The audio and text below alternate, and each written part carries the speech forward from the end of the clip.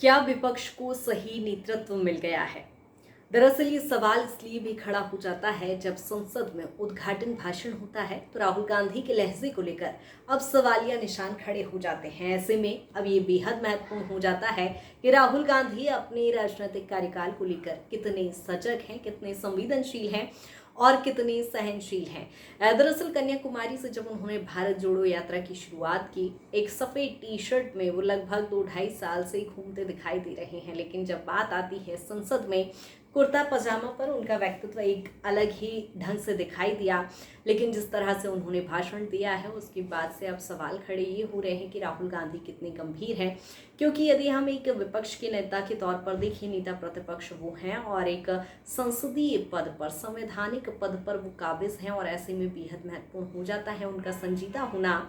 दरअसल 2029 के यदि हम चुनाव की बात करें तो सीधे तौर पर प्रधानमंत्री नरेंद्र मोदी के सामने राहुल गांधी एक मजबूत विपक्ष के नेता के तौर पर खड़े होने वाले हैं और ऐसे में आगामी 5 साल तक राहुल गांधी को अपने व्यक्तित्व पर काम करने की ज़रूरत है।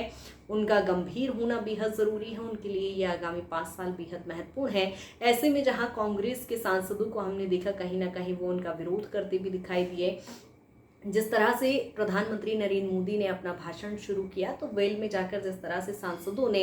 यहाँ विरोध प्रदर्शन शुरू किया और बतौर नेता प्रतिपक्ष राहुल गांधी उनका समर्थन देते नजर आए। ऐसे में सवाल ये खड़ा होता है कि क्या कांग्रेस अब भी गंभीर नहीं है, क्योंकि लगातार हम इससे पहले भी चर्चा करते आ रहे थे कि इस बार जब गठबंधन की सरकार बनी है तो लोकतंत्र की तस्वीर अलग ही दिखाई देगी, क्योंकि विपक्ष भी इस बार मजबूत भूमिका में दिखाई देगा। कांग्रेस मजबूत हुई है 99 सीटों के साथ, लेकिन आत्मविश्वास तो जरूरी है ही, लेकिन ओवर कॉन्फिडेंस या आत्मविश्वास से लवरेज होने के चलते कहीं ऐसा ना हो कि कांग्रेस फिर कोई बड़ी चूक कर दे, क्योंकि आगामी समय कांग्रेस के लिए बेहद महत्वपूर्ण है। तो अब कहीं ना कहीं कांग्रेस के लिए एक बड़ी चुनौती यहाँ पर देखी जा रही है कि राहुल गांधी जिस तरह से उन्होंने हिंदुओं को लेकर जो हिंसक बताया है, इस बयान को लेकर अब जब सियासत गर्मा गई है, मध्य प्रदेश से लेकर पूरे देश भर में हम इसको लेकर बयानबाजी का दौर भी देख पा रहे हैं। तो ऐसे में क्या लगता है कि शुरुआती दिन से ही कांग्रेस अपने बिगड़े बोल उनके सामने आने लगे हैं, या राहुल गांधी की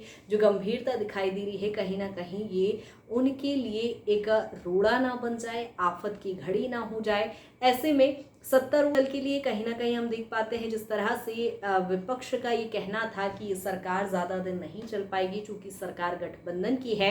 ऐसे में यदि हम देखें तो सत्तारूढ़ दल के पास जो गठबंधन है या जो और दल हैं उनमें यदि देखें तो कोई बड़ा कारण फिलहाल समझ नहीं आता है कि वो बीजेपी का साथ छोड़कर कहीं जाएंगे। ऐसे में सबसे बड़ी चुनौती फिलहाल यदि हम देखें या संसदीय कार्यवाही के दौरान जो घटनाक्रम हुआ उसके आधार पर यदि हम पूरा विश्लेषण करके देखें तो कहीं ना कहीं कांग्रेस के लिए अभी भी एक बड़ी चुनौती है और राहुल गांधी पर जब एक बड़ी जिम्मेदारी आई है, बतौर नेता प्रतिपक्ष वो भूमिका निभा रहे हैं, तो उन्हें उतना सजग और संजीदा होने की बेहद ही ज़रूरत